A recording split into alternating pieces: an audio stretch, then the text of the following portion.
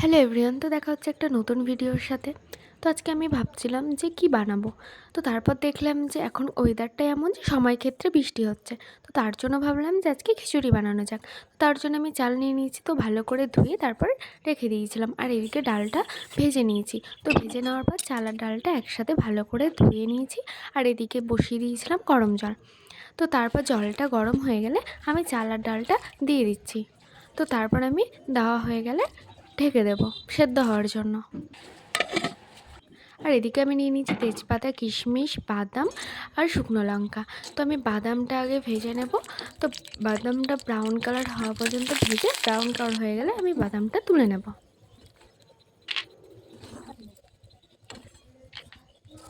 তারপর আমি আরেকটু তেল দিয়ে তারপর দিয়ে দেবো তেজপাতা আর লঙ্কা। তো একটু ভেজে নেওয়ার পর তার মধ্যে দিয়ে দেবো আদা বাটা আর জিরে বাটা, আর দিয়ে দেবো ধনে গুঁড়ো, লঙ্কা গুঁড়ো ওপর থেকে। তারপর একটু কিছুক্ষণ ভেজে নেওয়ার পর দিয়ে দেবো, আমি অ্যাড করব একটু অল্প পরিমাণে নুন আর হলুদ। তো তারপর আমি কিছুক্ষণ এটাকে একটু ভেজে নেব।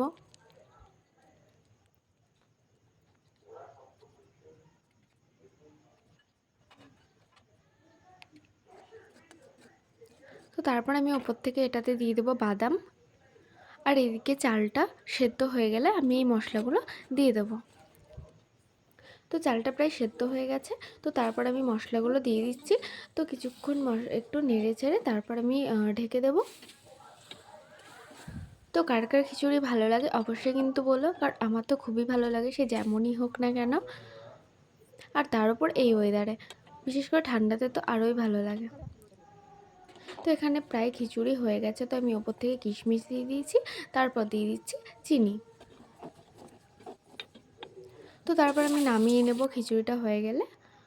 আর এদিকে দেখতে পাচ্ছ আমি নিয়ে নিয়েছি খাওয়ার জন্য। তো চলো আমি খেতে থাকি। তো তোমাদের সাথে দেখা হচ্ছে একটা নেক্সট ভিডিওতে। তো আজকের জন্য টাটা।